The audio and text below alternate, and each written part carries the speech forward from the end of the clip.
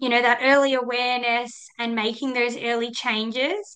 And in particular, an area of addiction I think is still has a lot of stigma around it. So, men and women kind of there is can kind of find themselves in a bit of a sex and love addiction.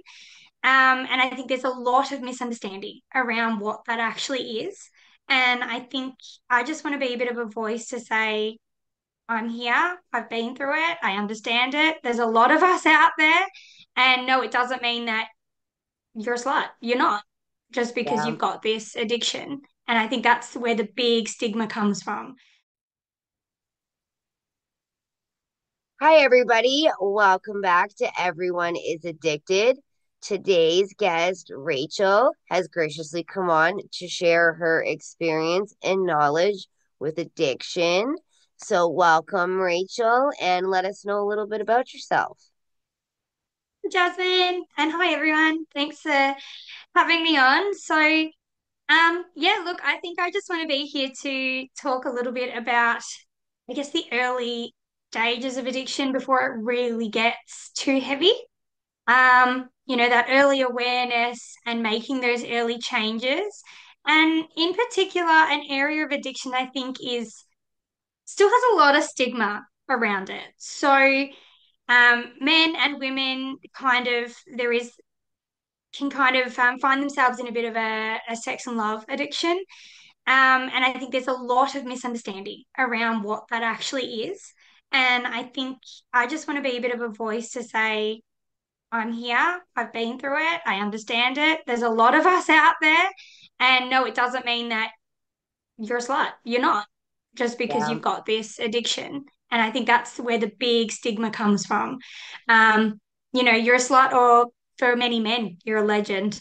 Um, and that's not, I think, a fair way to view that type of addiction. So, yeah, I just thought I'd come on and express that it's real and it's okay to go through it. It's okay to talk about it as well.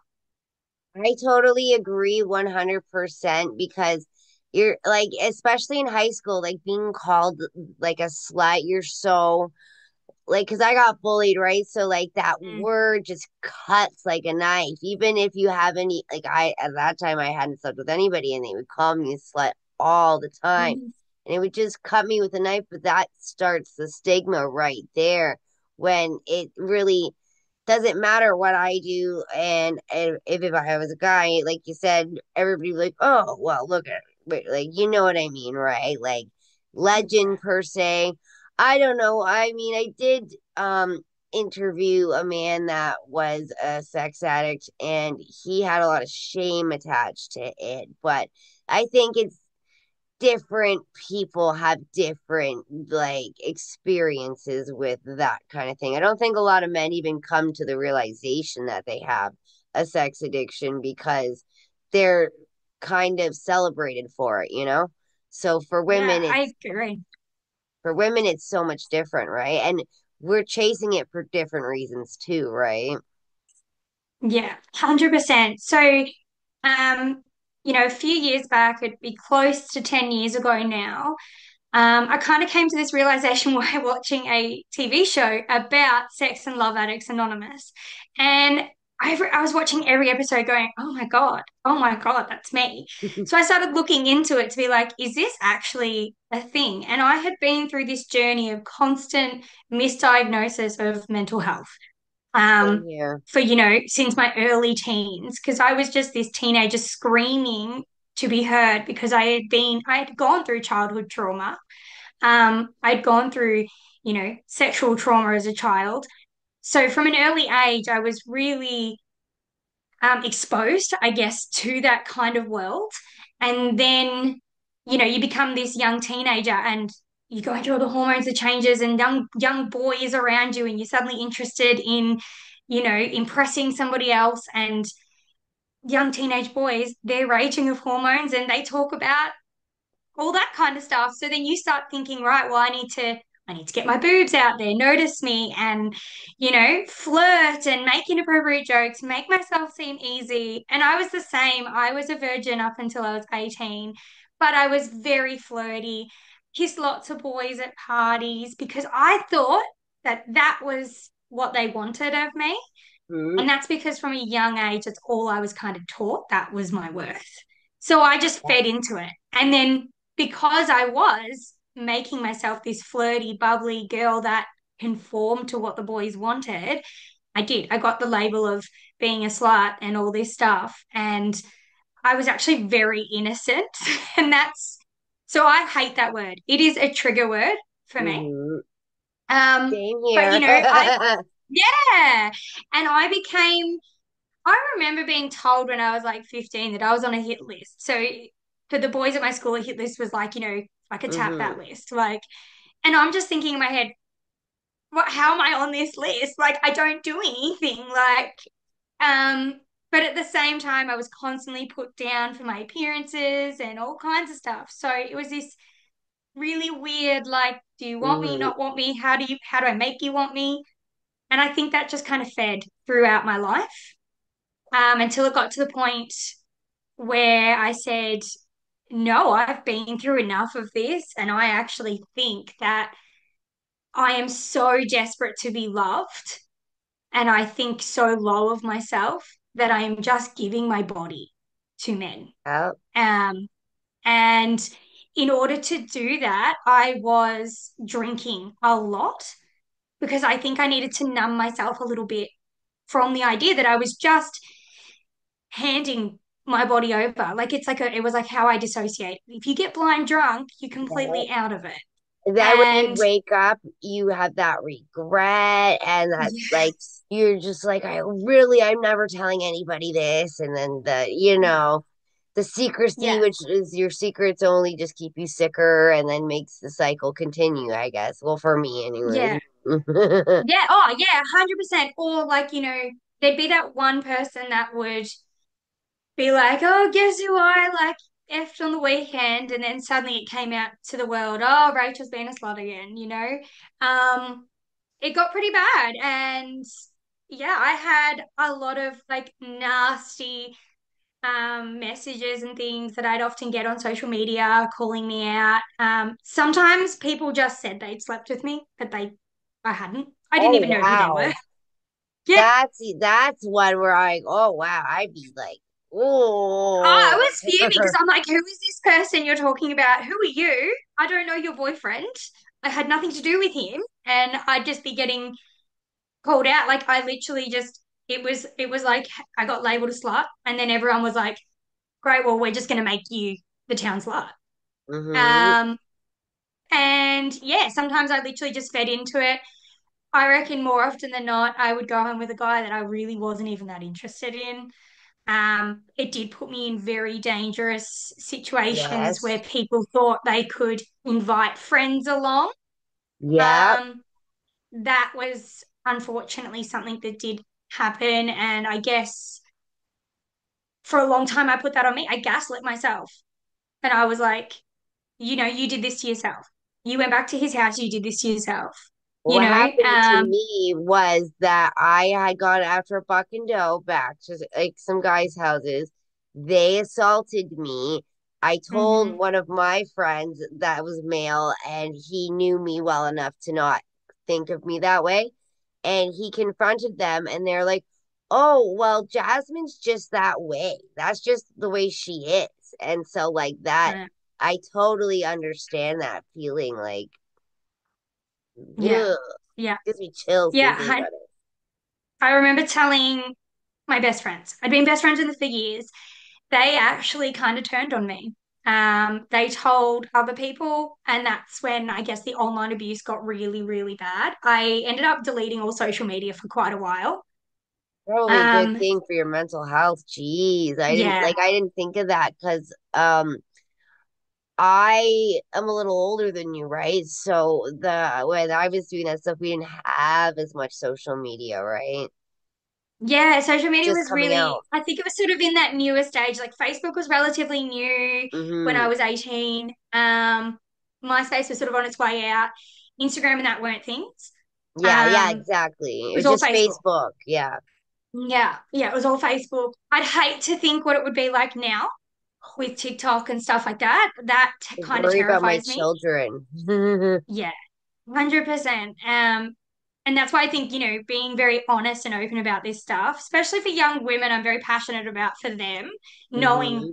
that, not everyone's going to judge you. There are safe people out there. Because if young girl came to me, and I was a high school teacher and I had young girls come to me with very concerning things, I would jump over every hurdle to support them and help them because I get it. And I just would hate the idea of them ending up in a path that I went down. Um, because that path of being on like drinking a lot of alcohol, and it was binge drinking. It wasn't every night. It was this like Thursday, Friday, Saturday night binge drinking, waking up somewhere random. And I got to the point where like the local bouncers kind of knew who I was and would try their luck with me. And yeah, really, like I look back at it and I'm like, how no one thought to be like, "Are you okay?" I know, Shocks me. right? I had one Yeah, friend who did, and everybody was, and they told him, "Oh, well, she's just like that." Like, yeah, yeah. And mine was like, I started bouncing around friendship groups because girls didn't want to be my friend. I have never been unloyal in a relationship. When I have in a relationship, I'm fully committed, 100%. mm, Um, in fact, it's been the other way. I've been the one cheated on it most times.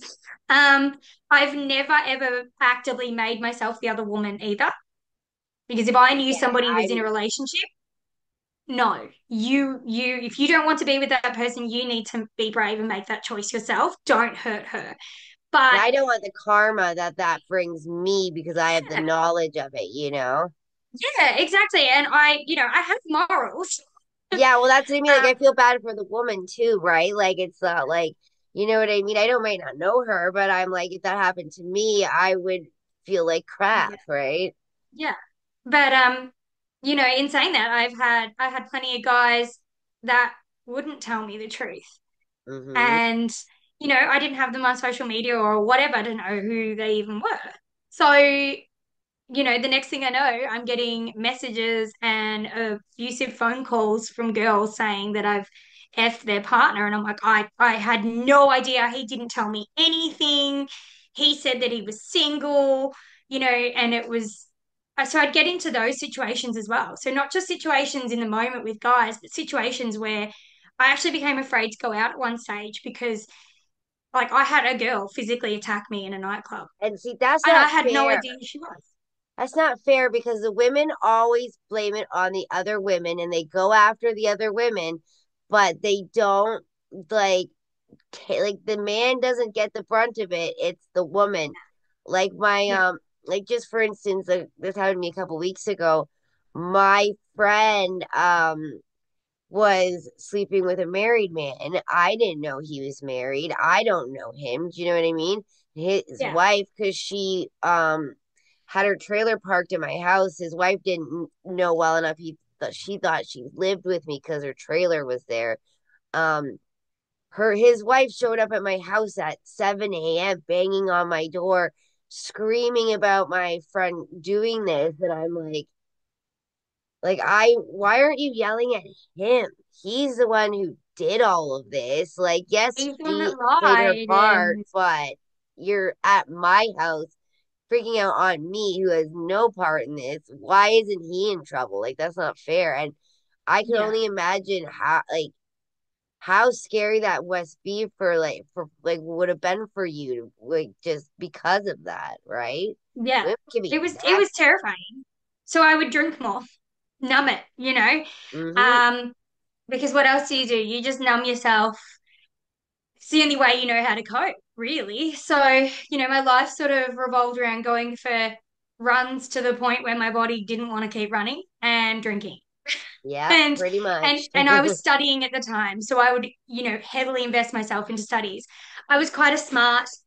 I'm quite a smart person, but I'd always dumb myself down to get the guy. Um, you know, tart myself up for lack of better words. I don't think there's a such thing. I think being you're just confident in your body, and every woman should be.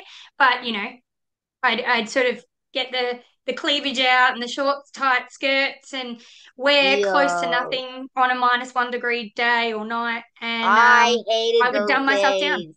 Oh yeah, when it's freezing, you're wearing nothing and it's just for that attention. Oh yeah. Oh, I Yeah, don't miss it's those terrible. days. Yeah, it's like trauma nostalgia. Like I like don't barely wear makeup anymore or anything like that because I just don't feel like I care enough. And like before it was like, oh well, I had like even in high school I would be putting on makeup after I had to put on makeup at home. I'd be putting on makeup at school just to make sure that I looked okay. Like Yeah, I remember waking up at like a guy's house and I'd go to the bathroom and touch up my makeup so he didn't see me with like and the straighten next your day. hair. Me and my Yeah, best like I friend had did like my little that. bag with like makeup in it, so I'd quickly go to a quick touch up, and then like it's just I don't want to say pathetic, but for me now I look I back and did the same I'm thing, so. ashamed of that. Yeah.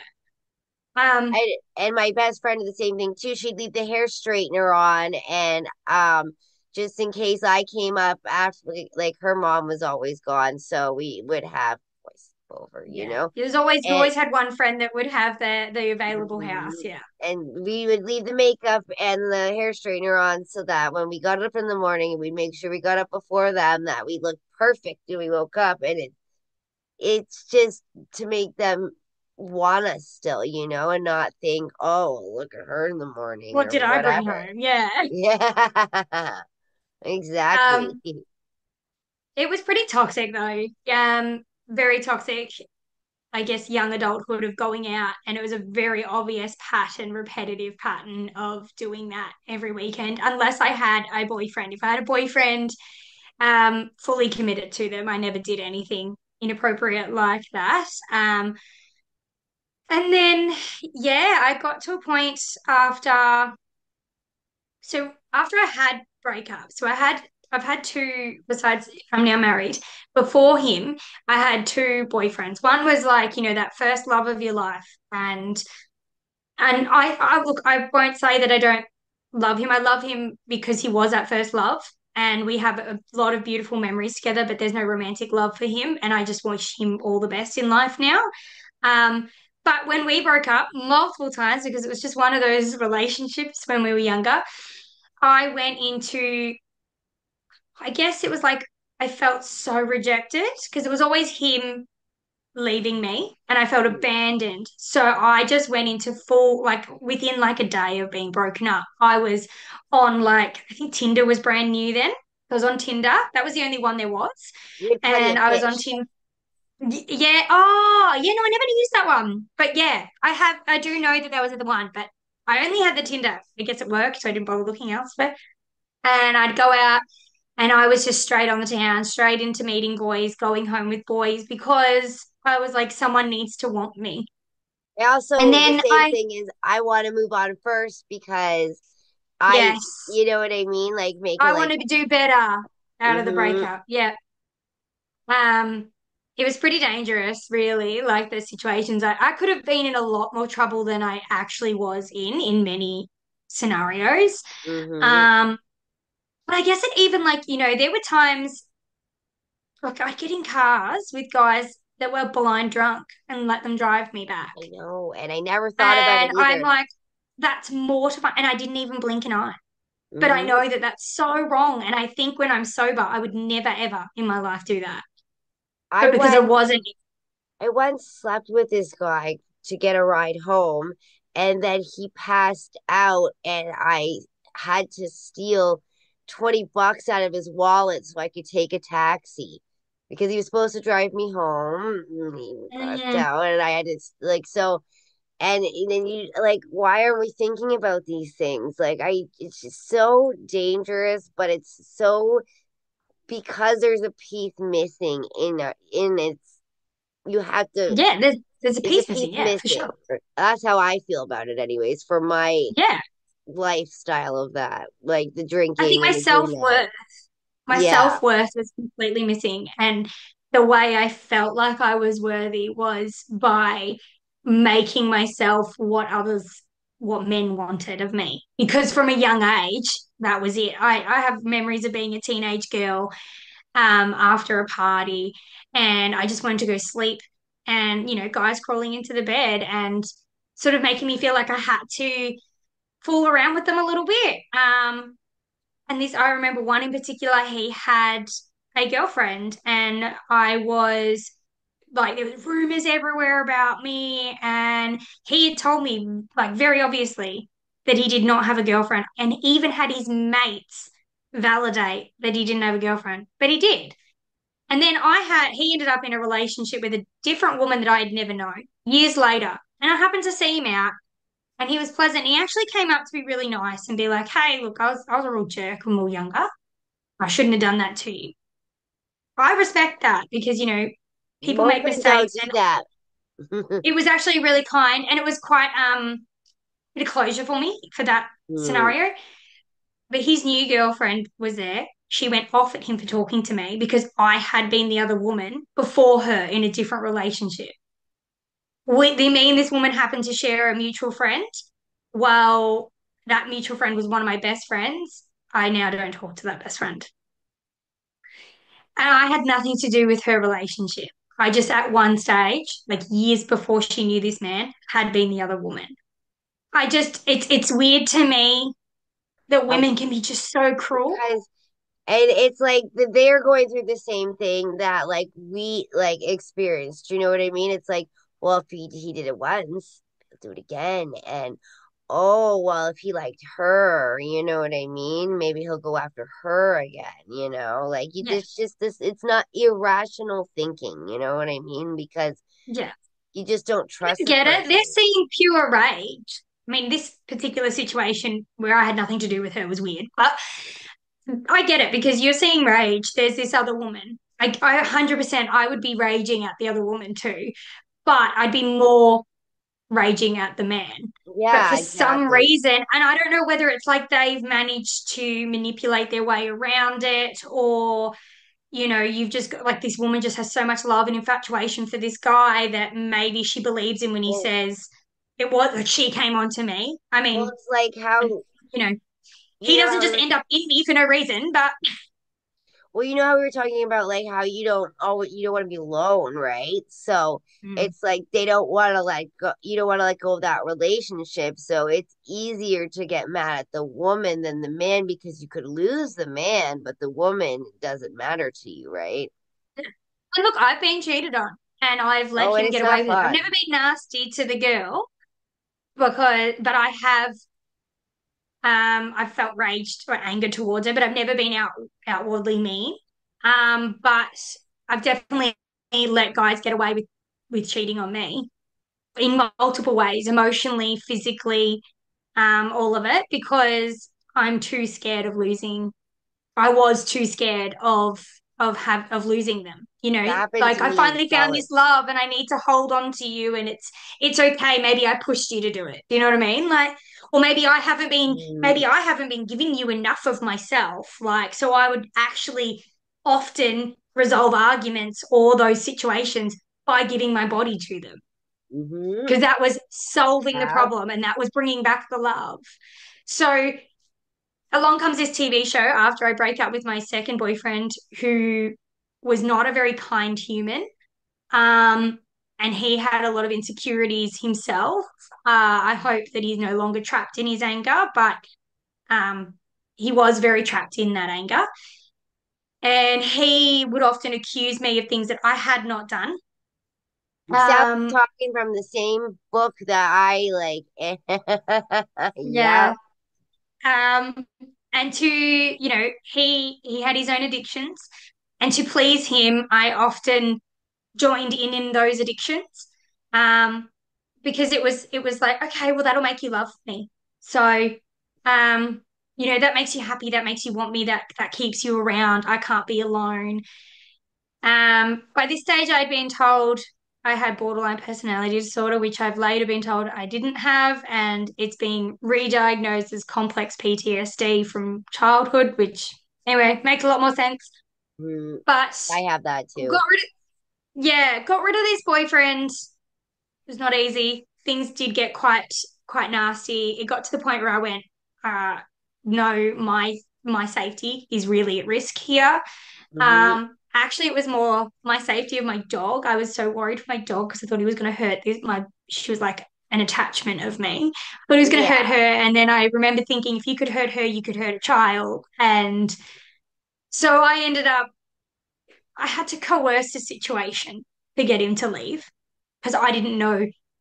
I don't know whether it was I wasn't strong enough in myself to make the decision because I was afraid of being alone, or whether it was I didn't know how he would react to me breaking up with him.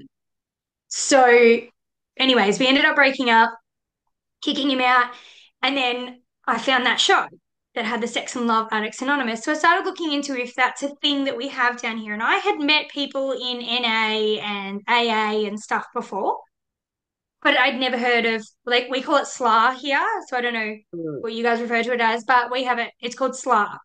So I went to it, and I think like 80% of the people there were women, close to about like in their 40s.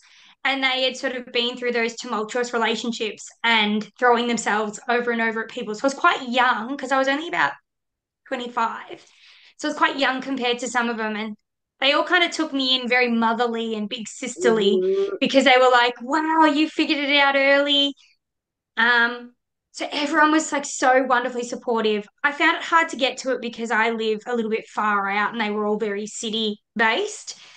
So with my full-time job, it was really hard to get to. But I had a beautiful sponsor.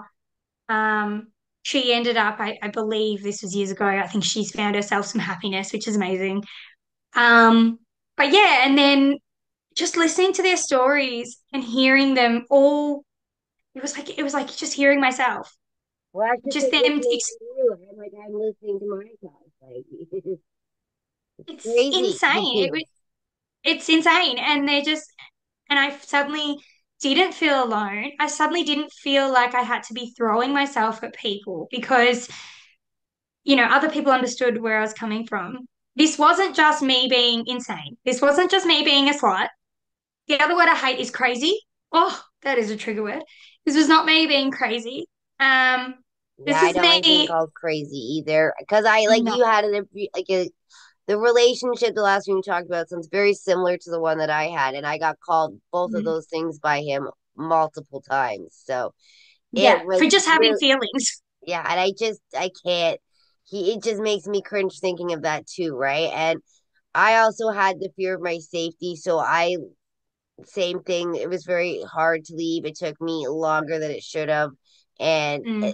it it didn't really put me on the right path because he had really, really drove it into me that I was a piece of meat, right? Yeah. So that's when my self turned real bad. And then um I met up with my high school crush had moved back to town, and I met up with him, and we ended up having a daughter together. And then that's like how I kind of, after having a child, I really realized like priorities. I have a daughter. I don't know, it helped me think about it a lot. And like the husband I have now is so much different. And like I go to Celebrate Recovery, which is they do the men in one room and the women in the other room, so you Yeah. can talk about the same thing. And it's mostly like sexually related a lot of the time, right? And you can open up, and like you said, they're so motherly, and it helps you finally be like, I'm not alone, like you said. And it's just so crazy, like listening from your perspective. It's just like I feel like I'm talking to myself. Yeah, it's insane. Um, it's comforting in a way. It's also shocking though that like, we're on complete opposite sides of the world and the story is the same. Like, so then it makes me wonder how many women have experienced just this exact type of scenario or something so similar. And I think that's like, it's really incredible that you're doing this because you're getting it out there to them to be like, hey, ladies, you are not alone. Or even like, Hmm. to gentlemen or anyone out there, you're not alone. And I think so through this SLA system or group, I did learn I wasn't actually a sex addict in that traditional sense of I need to have A sex. nymphomaniac or whatever they would say, like No, that no, word. I was not addicted to the actual sexual act. I was Hmm. addicted to the human connection, to the idea of being needed. And to me, sex equaled love. Hmm. And And that's I all was it so was. desperate for love. So Same. I was actually a love addict. And it makes so much sense now why it's a sex and love addict. Like it's a combined thing because for every single one of these women I met, that was their story. They were chasing love, and the only way they knew how to get it was through sexual acts. And a lot of them, like I reckon, majority of these women had their own traumas where they had been conditioned to really see themselves as only that, like an ornament. Um, and breaking that is really hard. And then so many of them, yeah, they reached out, they would rely on drugs or alcohol to numb themselves. Because of my second ex, I ended up taking, you know, I was ended up going on down a bit of a drug path because that numbed me even more than alcohol. Um, And you can so I did, function a bit better sometimes, yeah, right? there was no hangover. Yep. Um, so, and I was a full-time teacher. So there was no hangover that really hit me, nothing like that. I would never do it a weeknight, but it was definitely a very weekend go hard, go party hard type of thing. And then it got to the point where I met this group and I went, wow, I'm in a really dangerous pattern. And I'm so early on that I have so much chance now to stop myself from going down Hmm. this spiral. So that was like this flip for me. I ended up moving suburbs quite far away. Um, I still went to these SLA meetings, and one of the things that I noticed is because sometimes you would be with men, they did have women's only groups. I'm not sure if they had men's only, but they had joined ones as well.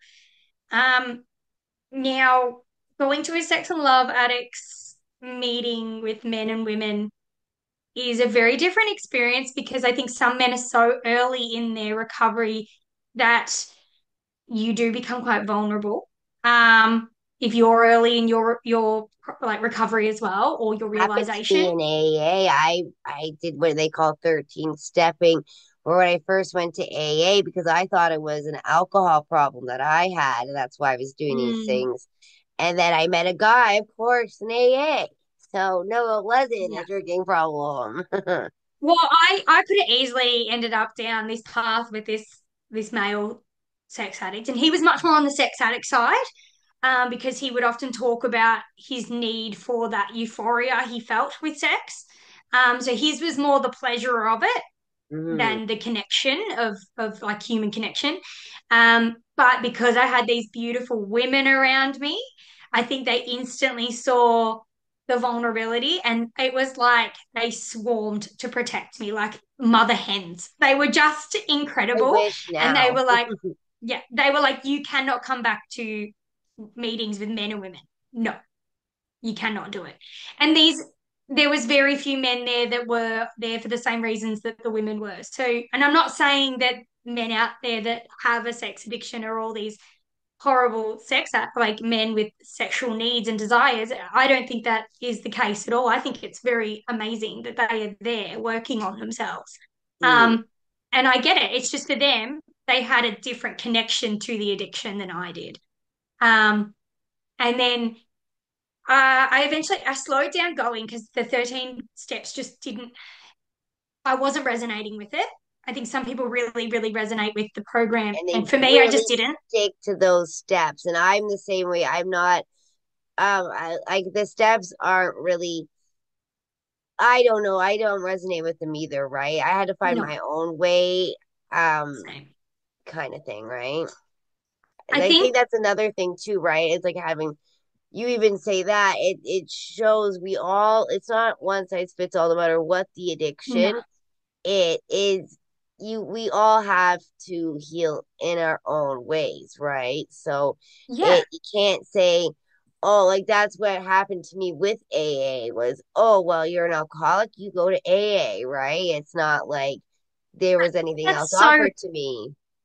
Yeah, and I think that's so common that that's what people think you have to go and do. Whereas, and it sounds like yours might have been the same. Like it was like I was backpedaling to figure out where this all started. Mm-hmm. So mine was, it was just another step to go backwards further into what happened to me. So mine was actually about healing trauma. So mine really like, it had to go backwards along the line to figure out where I fit in. And I think a lot of the steps are based on like this higher power or higher being. And I felt I couldn't connect to that. I'm not atheist, but I just have no strong connection to any kind of higher power. If anything, I believe in myself as a higher power. um, That's the best so way to go. God, you got yourself, right? In this world. yeah. Um, and so that's where I struggled with it. So I moved suburbs. I started walking. I got a new dog. So I had two dogs by this stage, and I've got a big dog to sort of make me feel safer. And I started walking my two dogs. So I had this tiny chihuahua and this big thing.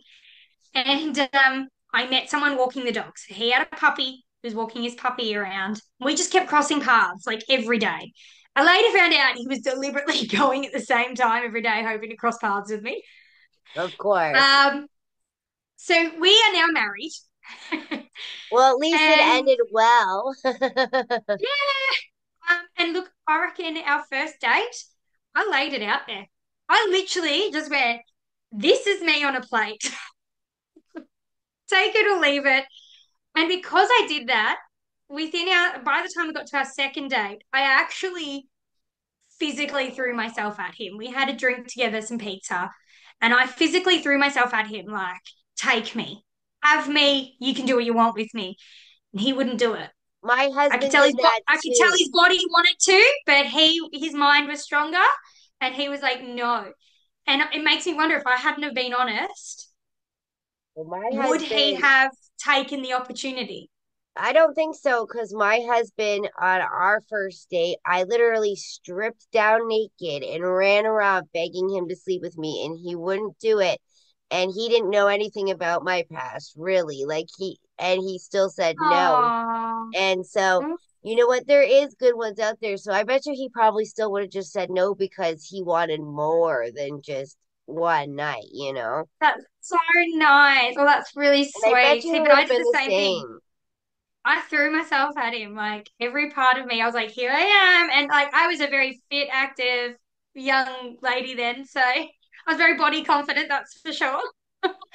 Um, and I was just like, yeah, take me. And yeah, no, he didn't. Poor guy probably was feeling it a little bit, but so and then I think that actually happened quite a few times before finally, we officially made ourselves a couple and then we took that step. So, which was never something I'd done before. It was always very physical before it was a Same. committed thing. Mm-hmm. Um, yeah, and then we now have a son. So that's I'm really big on trying I really want to drill respect into him for himself and for others, whoever he falls in love with. I don't mind who he's in love with as long as he's in a respecting, kind relationship. Um, so it's really important to me that he knows the truths that, there's a lot of sides to people. And I'm not ashamed, like obviously I'm not gonna go show him this now, but I'm not ashamed if one day this is something that he hears about Hmm. because I think it is a path to how we got him anyway. But I think it's important for him to know that, my mum has been through things and she's come out on top and to respect, a woman or a man that he may one day love and for their journey. So but yeah, that's kind of I guess my path. I was really early on, but if I hadn't have had those realizations, I think I would be in a very different situation now. Could have been so Very scary. dangerous situation. Hmm. Well, thank you for coming on. Do you have any last little tidbits you want to share or anything that you'd like to share before I let you go? Because it's late here. Sorry. Yeah, it is early for me. Look, I think a big part of my journey is I was addicted to love. Um, and so now I've kind of, I just, it sounds ridiculous. I love love. I guess it just fills this void in me. Well, now I have love in my life. I've got my husband, my son, my dogs, my family, but I also now work in love. So my job is now marrying people because it just fills me with so much happiness that you can see there are other beautiful love stories out there. And it just warms my heart knowing that there's people so in love that they're committing and they've always got the best story behind their Mhm. relationship. Even the stories that are basic are just beautiful. So I've gone from like being this love addict, like this desperate love addict, to somebody who is addicted to working with love. Which is so Um, much better and it healthier. is, and it fills my need. It really fills my need. So in many ways, my job has saved my life because it's filling that void in me. Mm. So every couple that I have the honor of marrying, they are filling a part of me that I need filled. So I owe every single couple I marry something. They are lifesavers for me. And I don't Mm. think that they probably realize that. So I'm happy to put that out there to them. I But love yes, I am that. a married Selfridge in Australia, in Victoria. So if anyone needs one, I'm the Ivy Isle.